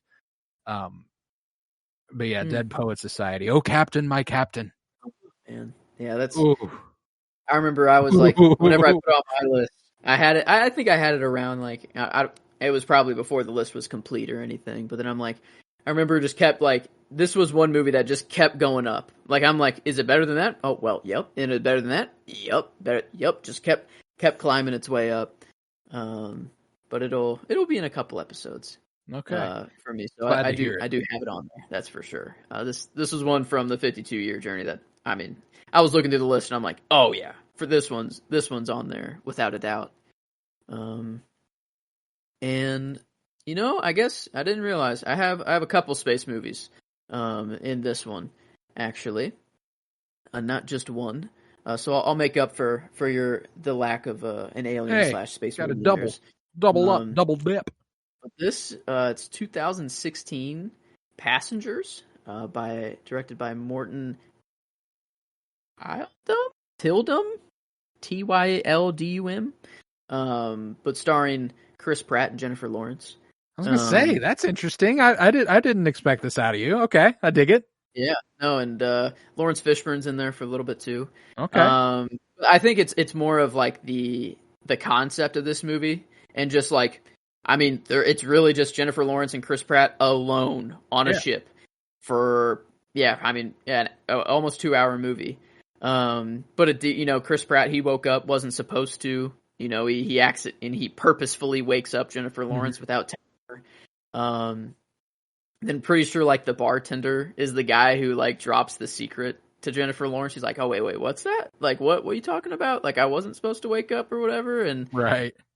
Figures it out. It's all like, I don't know. It was just I really like the ship itself was really cool, and like the inside of it was really sick, and like all like, even you'd think like by this time they'd have a lot more stuff figured out, but there was still like tiers to like what food you even got. Like Chris Pratt was going to the cafeteria that is the only dude awake in the whole ship, and he can only get like a black coffee.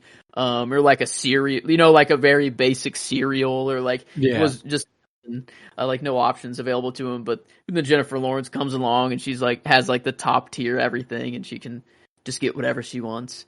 But I don't know. I Chris Pratt, he's kind of an actor where I can give and take. Like I love him in Guardians, but he's probably the least interesting out of everyone in Guardians, other than like in Guardians 2, he's kind of very mainly focused on there in his story, but I don't know. I can leave or take Chris Pratt, but I don't know. I really enjoyed him in this one. I think the way he played off Jennifer Lawrence. I know it's just the Jennifer Lawrence is brilliant. I love me some J-Law. She's awesome. This is one that like this is the highest recommendation I've ever heard of the movie. It's been one that I've seen. I remember when it was released. I remember the trailers. I remember all this stuff. and it was just never interesting. Like never Really? interesting to me. Like I was never like, you know what? I got to watch that. But now that you've put it on a top 100 list, I might have to go ahead and check it out. You know, like, it was just like, I mean, so much happens. Like, that's just like insane. Like looking back, like just looking at some of the pictures and stuff like that. Like I forgot how much actually happens in this movie. And it, like, I don't know, just a love story in there, sci-fi. There's like just a lot of things going for it that I mean, I really like. Like it's in space. It's about, you know, it's already going to be high on my list, but this is a funny little tidbit here because me and my mom like grew up. I grew up watching movies with my mom like all the time. I credit her very greatly with the reason I love watching movies. Like we would just sit around and watch movies for hours. So her opinion became one that I like really, really, really trusted. You know, like if my mom didn't like the movie, I probably wasn't going to like the movie. That was for a very long time. But obviously my tastes have evolved quite a good deal since I was 12. And so my mom watched this movie and she did not. Now I'm remembering why I did not ever engage with this movie. My mom did not like it. There's a decent chance that now I would probably like it if my mom didn't. Not to say that I she doesn't have bad taste or anything, but I find myself enjoying a lot of movies that I would never recommend to my mother. You know, like I'd be like, this one's not for her. And maybe this is one of those, you know? Maybe this is one of those. Yeah, it's nothing like, I mean, I'm not going to hold it at like, it's not like anything insane or like it's, I think society. Yeah, even when you watch it, I don't think it makes your top 100. Like it's not going to knock anything off. I wouldn't expect it to, but you got to watch movies like that. Yeah, I don't know. It's just kind of the concept in itself. It's like a very unique movie. Like just, you know, there's been people stranded out in space and kind of stuff like that, but when you have like this purposefully waking someone up, and I guess I kind of spoiled some of it a little bit. But there's a lot more in that movie that happens than just that. And I don't know, it's just a really cool. I mean, it was 2016, so it was kind of like my space high. Anything space, I'm going for. And this just, I mean, I'm a 16-year-old boy. I was probably really attracted to Jennifer Lawrence as well, just at the time. And I'm probably like, yeah, this movie's just probably one of the best of all time, just because she's in it. You wouldn't be alone in that, my friend. You would not be alone in that. Jennifer Lawrence was I mean, in our teen years, at the peak of her fame. Yeah. That was that woman right there. Mm-hmm. She still is. Yeah. There is a scene where it's just like an observatory on the ship itself, but it's kind of like a hologram version. So like you're sitting like right in the middle of space when you look at everything. And it's like just a little small moment that like means nothing, but I just remember seeing that and being like, that's just one of the coolest shots. Like, I don't know. It was just a really cool shot in the movie. And like just a lot of, I don't know, really cool, just spacey shots that are in here. And really cool concept of the ship and everything like that. But yeah, I mean, I haven't seen it in quite some time. Maybe I watch it again and I'm like, oh wait, maybe this isn't the movie I quite thought it was. But I don't know. It at least made like my brother and my dad. It's another movie that they watch all the time as well, or used to. So, but yeah. No, I like that.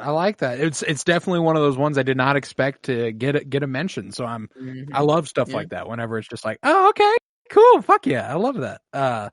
Passengers, I dig it. But my 72 is going to be my third and final Wes Anderson movie of the episode.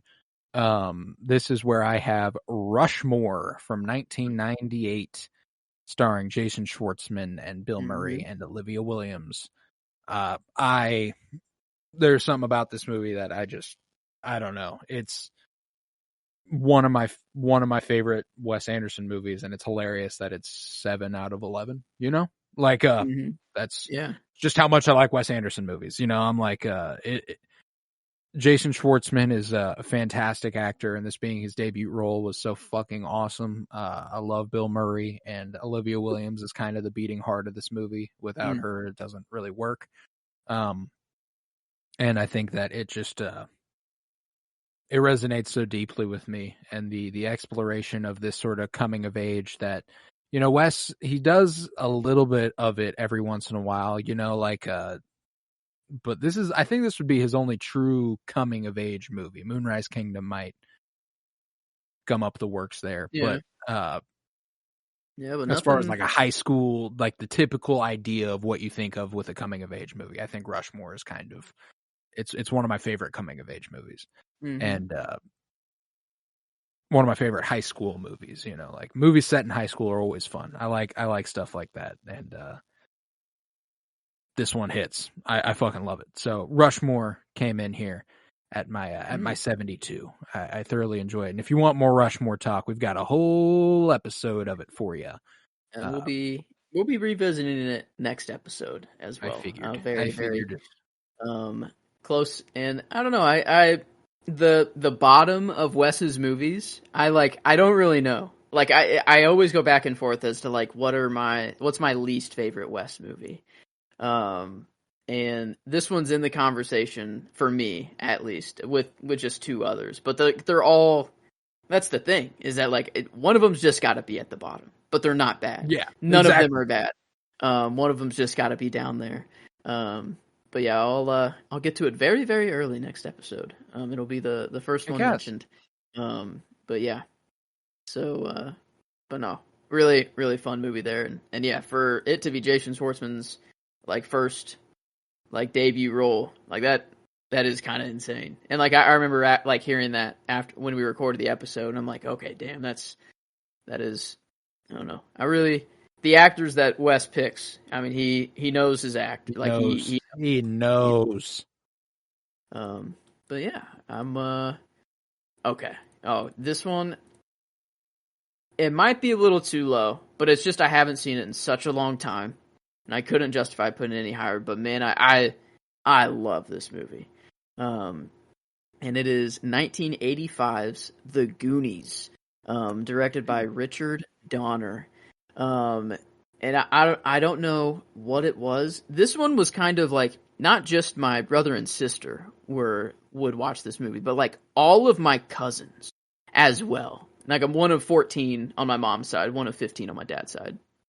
But this was a mom's side cousin. I don't know. We just obsessed over this movie. And it's another like a trope that I'm finding that I like a whole lot is like whenever it's a group of kids that are thrown into this crazy situation that you'd usually always expect it, to be found in. And it's just, they're just trying to find the treasure of One-Eyed Willie. That's it. And they just have this artifact in their attic to go off of. And it's just an adventure movie. Steven Spielberg wrote it with Chris Columbus. He wrote it with Christopher. He time traveled back in time to write this with Christopher Columbus. Chris Columbus directed Home Alone. Oh, okay. This has a creative team behind it. Richard Donner directed Superman, 1978. The Donner, we're about to get to that actually too. Yes. Wow. Okay. A whole lot of people. A whole lot of awesome colliding with the Goonies. Ki Kwan is in that movie as Data. Yeah. Josh Brolin is in here. Let's see, what did he played Brand? Who was Brand? Is that the older brother? Yeah, he was the older brother. Okay, the cool older brother.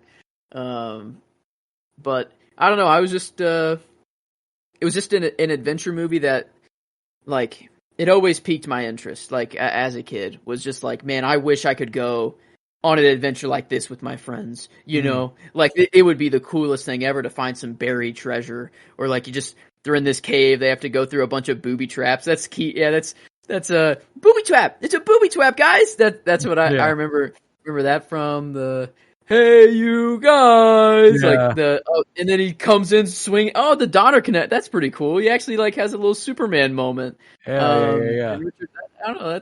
That's pretty cool.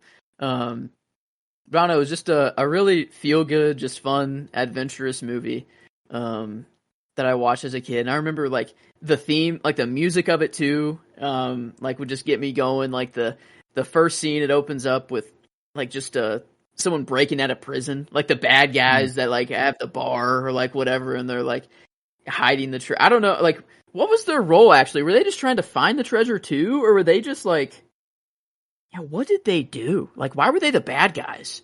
Were they just trying to stop the kids from going down there? Like, did they know the treasure was down there, or like they just had? Yeah, now that I think about it, I don't really know.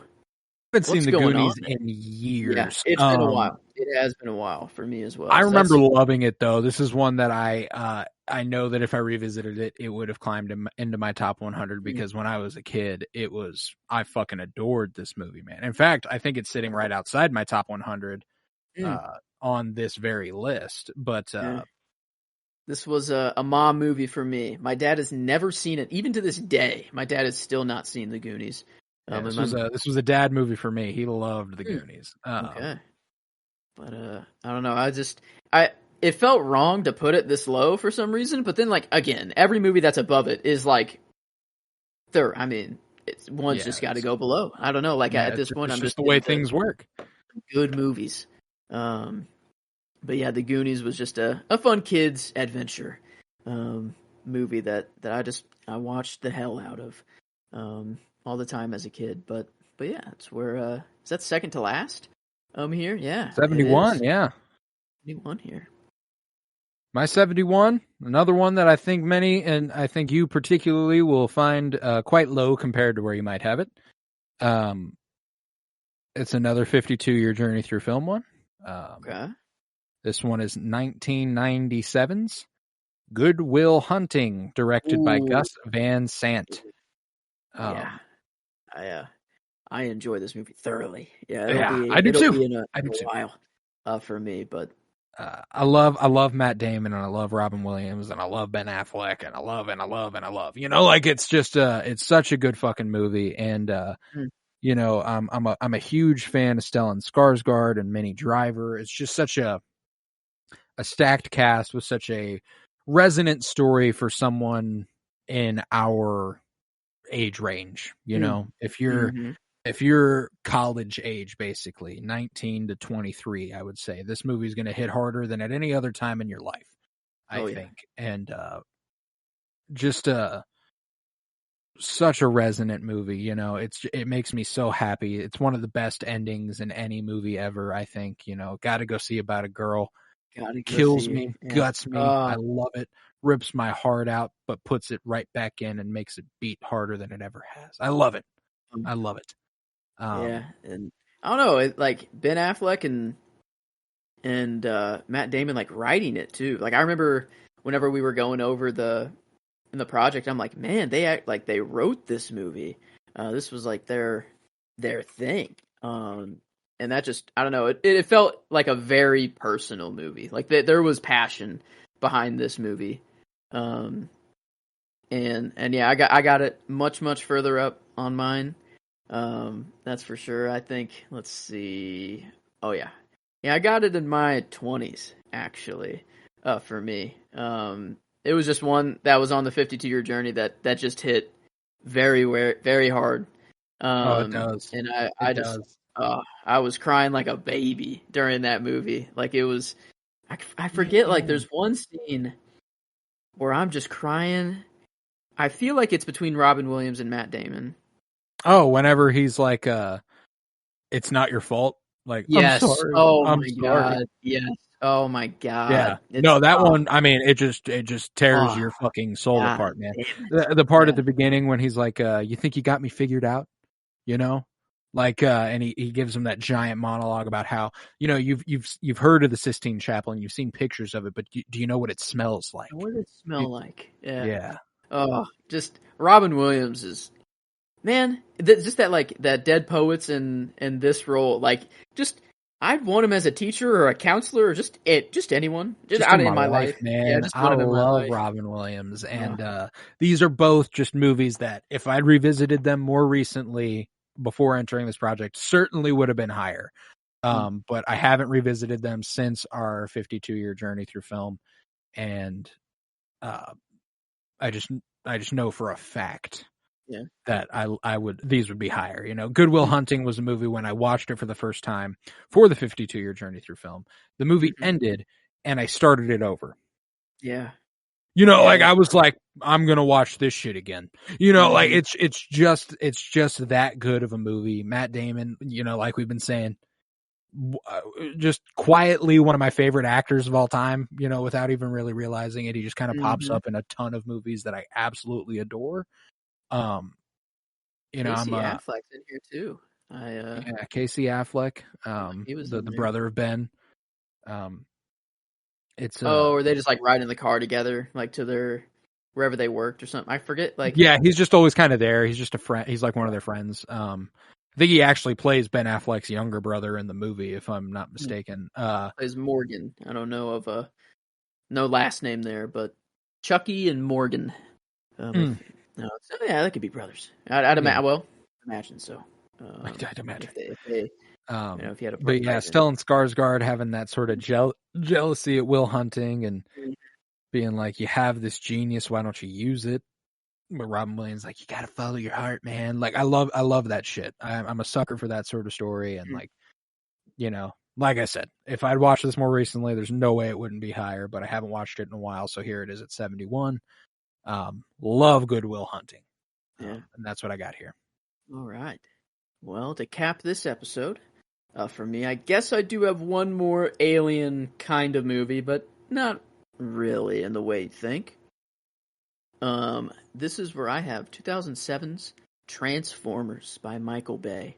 The first one. I don't really care. Like there's some diehard Transformers fans out there that go really, really crazy for the new movies, and I don't know. I think there were just too many out at the point where I'm like, oh, I gotta watch like 3 to catch up to wherever this one's at, and I'm like, I'm already so far behind. I'm just kind of too late on this one. But the first one, I don't know. I think, Michael Bay, he gets his crap thrown at him. Is just he just likes to blow stuff up, and any chance he can get to make explosions happen or whatever. But I don't know. This one is like not really alien, as I said. But I remember just like always imagining like, man, what it would be like to have a Transformer. Like what your car, like imagine if your car could just, I don't know, just no one would mess with you. You have a freaking like 100-foot tall robot at your side at all times. Who knows how that shit all works, how they pack it all in a car. I don't want to think about it. It just, they're from a different planet or solar, whatever. But like, I remember like the Allspark, like whenever the government had it, like at the Hoover Dam or whatever, and then it was huge, like massive, but then it like slowly started like condensing itself like back into like just a little cube that Sam Witwicky could hold. Yeah, and he's thinking about selling his glasses on eBay, his grandpa's glasses that ends up being like the key to where like the Allspark is or something, like, something crazy. But and another, when this came out, Megan Fox was in here, probably another, just childhood crush there in Transformers. Love a good Megan Fox. Yeah, this is a franchise that missed me. I've never seen a single Transformers movie. Not even the first one? I've never watched any of them. Whoa. And maybe I did watch Transformers at some point, but it didn't stick with me hard enough for me to even remember it. Wow. Yeah, Spielberg. But I really don't think I did. I really don't think I did. I think he produced the first one, maybe. Who? Because Spielberg. Yeah, I think he produced Transformers, and he's, very active producer, Steven Spielberg. So yeah, I don't know. It was the first one's the only one that I can really talk about. I'm not throwing all the other ones in here with it. I haven't seen them. I have only seen the first one, but just Optimus Prime. That's just one of the sickest motherfuckers. Optimus Prime. I've heard so much about this franchise, and I've seen so many visuals from it. It's just something that like I, for some reason, when I was younger, just never reached me. And I don't know if I ought to go back and I don't have a lot of desire to, but maybe the first one at the very least. And that's the only one that I ever like. And the last time I probably watched it was a good 2, 3, 4 years ago. Oh, there's a new one. There's a new one a couple months back.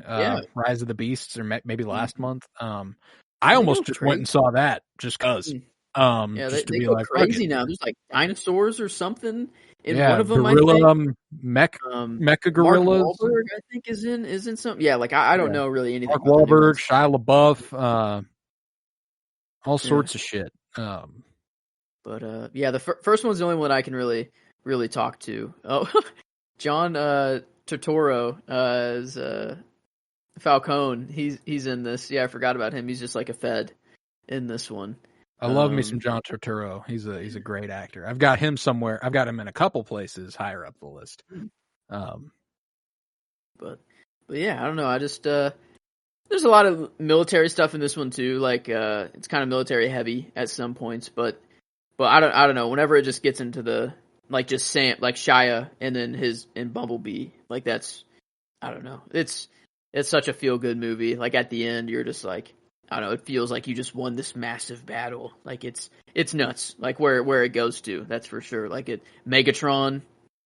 That's an evil dude right there. That dude is. I think for some reason you know how like when you're a kid, there are certain things that like are at odds in your mind, but like for anyone else, it doesn't really make sense for them to be like it's either one or the other. But everyone else would be like, why?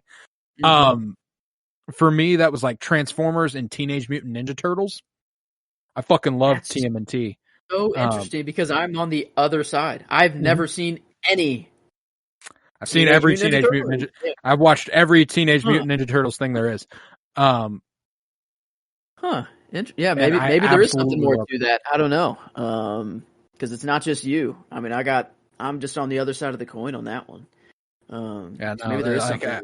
For some reason, it was like Transformers. No. I like the Ninja Turtles, and I don't know why that was the case. I can't explain it to you now by any means. It made sense when I was younger. That was where my head was at. Like when I watched the Transformers, I'm a Teenage Mutant Ninja Turtle fan. Okay, guys, I don't know what you're coming at me for, but yeah, that's. I don't know. There were things like that as a kid all the time. Like, oh yeah, like and I don't know what the fuck why, I don't know why. But it's just so funny to think about that. I love me some Teenage Mutant Ninja Turtles though.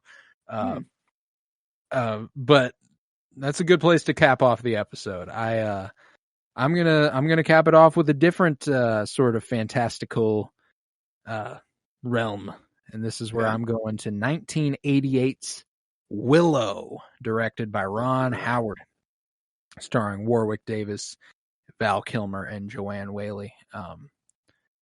It was one of my favorite pieces of fantasy fiction ever. I don't have any Lord of the Rings movies on my top 100.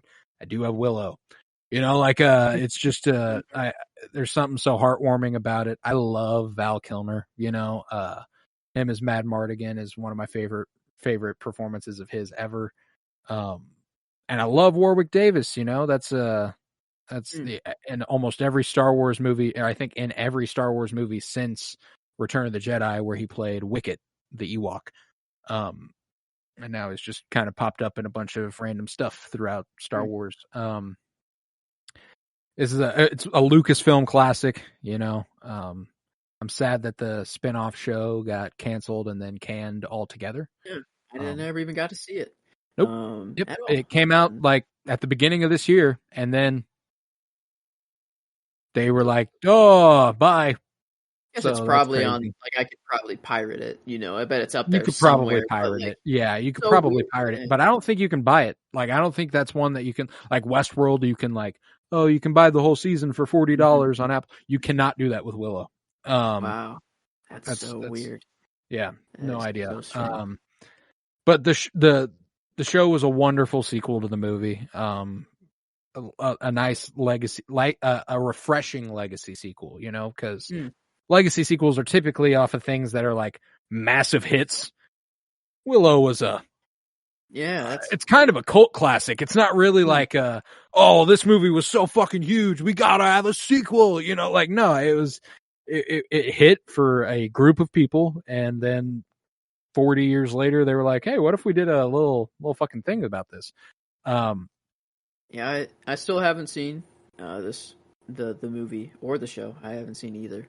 But when the show came out, I mean, it was like one of the only things I heard about for like for a very while the TV show was I might be partially to blame for that too. I talked about it a lot. No, I feel like it was just all over Twitter, all over everything. Like dude, it was Willow. just It's a wonderful story, man. A great underdog story. Warwick Davis as the lead is incredibly refreshing, like, and so lighthearted and so fun, and like just the epic journey that they go on. Just a wonderful underdog story, and I love this movie with all my heart. So Willow had to round out the 70s for me. Wow, love me some Willow. We got there. But yeah, two very different movies. It seemed Transformers and Willow. Yeah, I love just like nothing is ever gonna make sense next to each other. Like just because 170 on mine doesn't there's no correlation. Yeah, there's no fucking criteria that's like, well, it's 70, you got to have this kind of movie. Yeah, no, but some of these comparisons are just hilarious, like Romeo and Juliet and Signs. I don't know. It's just it's just really funny to put two movies next to each other: The Banshees of Inisherin and Toy Story. I don't know. I love all the switch ups we have here. But you got a friend in me. Love it. That does conclude the 70s for us. And if you'd like, rattle that off for me, 70 through 79. Yeah, 70, I have Transformers. 71, The Goonies. 72, Passengers. 73, King Kong. 74, Toy Story 3. 75, Signs. 76, Step Brothers. 77, Ford vs. Ferrari. 78, Moneyball. And 79, Robots. Love it. Love it. Mine is 70, Willow. 71, Good Will Hunting. 72, Rushmore. 73, Dead Poets Society. 74, Banshees of Inisherin. 75, Romeo and Juliet. 76, The Royal Tenenbaums. 77, Mission Impossible. 78, Isle of Dogs. And 79, The Hidden Fortress. So far, it's been a fun little streak of being able to create the graphics where I've had like an animated character and an action hero. And I'm so glad that I get to continue that, because I'm probably going to do either Woody or Buzz and Ethan Hunt, which is just hilarious. That's just awesome. Yeah. Fucking rocks. John Wick and Lightning McQueen. That one, whenever you first sent it to me, that one just, I don't know. It was, I just was not expecting it. And never would have thought of them together ever if it wasn't because of this. Buzz Lightyear and Ethan Hunt, I think, is in the works. Awesome. Miles Morales and Jason Bourne for the 80s. But I'm excited to see if the streak will be able to continue in the 60s. I got kind of lucky this week with the one animated, the couple animated entries. I could do a robots one too. I could do Rodney Copperbottom. That's true. That is true. But yeah, I got no animation next episode. Looks like the streak will end then, because nor do I. Yeah. Oh no. Let's see. Making sure. Yeah. No. I got one right outside it, but yeah. No. I will spoil the 60s a little bit. Not completely. I've got two movies in the 60s that are pretty widely considered some of the greatest pieces of American cinema ever. So we might line up here in this episode. Then that's kind of crazy if it is the one I'm thinking of, which is nuts. But that should be interesting. Because I don't know. I was just going through movies and I'm like, yeah, I think I would watch that over this. I don't know. I liked it. It's good. It's great. But I don't know. Maybe we're talking about something widely different. I don't know. I think we are. I think I know what you're talking about, and I have that much higher. Okay. Yeah. But, I don't know. It just kept falling for me. I don't think you'll have either of the ones that I've got popping up in my 60s. Okay. That's a little spoiler for you. I was looking at the 50s anyways. So I wasn't even looking at the 60s. I will say as well, for the 50s, I have a couple of what many would consider a couple of the greatest pieces of American film ever. And that's kind of what you can say for every single 10 after this. Yeah. Dude, next week is when it's it's already been heating up and heating up and heating up. But man, there's a leap in what I would say consistent quality in my 60s and 50s. That's true. Yeah, I don't have any more like robots or stuff that I'm, just kind of thrown in there for the kid aspect. A lot of these are now, well, maybe one. But yeah, a lot of these are they're good now. These are some good movies. Yeah. But yeah, with that, we will conclude this episode of the Penny Bloom Podcast. If you would, head to patreon.com/PennyBloomPod, where you'll find over 50 hours of exclusive content. I got some written content over there for $1.50 a month, and for $3 a month, you can get our audio content. We were talking about space and aliens and all that and how these movies keep popping up. We got a whole conversation earlier this month about aliens, man, and the whole government hearing and everything. That's over there on Patreon. I'm doing my first viewings project. I wrote a review for the new Teenage Mutant Ninja Turtles movie, which got a little shout out earlier this episode, just a little bit ago. I wrote a review for that, and I'm very, very happy with it. But yeah, we got tons of content over there, and you can support this podcast financially at patreon.com/PennyBloomPod, which is a huge help because it costs me money, and I don't make any off of it unless it's over there. Head to Twitter, follow at PennyBloomPod, follow on Instagram and Threads at PennyBloomPodcast. Remember to leave a 5-star rate and review wherever you might be listening. We gained a couple reviews recently on Spotify and on Apple Podcasts, which I was so appreciative to see. Thank you. Really makes my day when that happens. We've got 7 reviews on Spotify right now. Whoo doggy. It was at 2 forever. So I'm very happy with 7. Okay. Nice. It's at 5 stars, which means nobody's given us anything but 5s, and I'm very, very cool with that. I appreciate y'all so dearly. But yeah, remember to download. August has been a brilliant month for us so far, and I'm hoping that it continues the trend July set for us. Very, very happy with those numbers right now, and thank you so much for listening. We're going to do this no matter how many people are listening, but it does make it a lot more fun to know you are. We're talking all these movies, these brilliant movies. Remember to just maintain a bit of solidarity with SAG-AFTRA and the WGA as they continue their struggles against the studio, as they continue to be on strike. All these brilliant movies, 100 of my favorite movies ever, would not have been possible if it weren't for the actors and writers who took part in it. And they're the most important people in making movies, along like the creatives. That's where it's at, not the studio heads. I saw a tweet earlier today that was like, it was about Across the Spider-Verse. And they said, this is what happens when a studio cares about the movie they're making. There anyone below that you'd like to give credit for caring about the movie they're making? Like, what the fuck? I think they actually expressly said when a company cares about the movie they're making, which made it even worse. Yeah, it just put a bad taste in my mouth. And it didn't have any likes or anything. Like, it was a reply, but like, it wasn't a popular opinion. But I want y'all to know that that's a stupid fucking opinion. When a director cares, when a writer cares, when an actor cares, that's when you feel it, A company can have no fucking stake in a movie. That's brilliant, And most of the time they don't. Them. Yes. It is all it is for them. And the stuff that the WGA and the Actors Guild are asking for,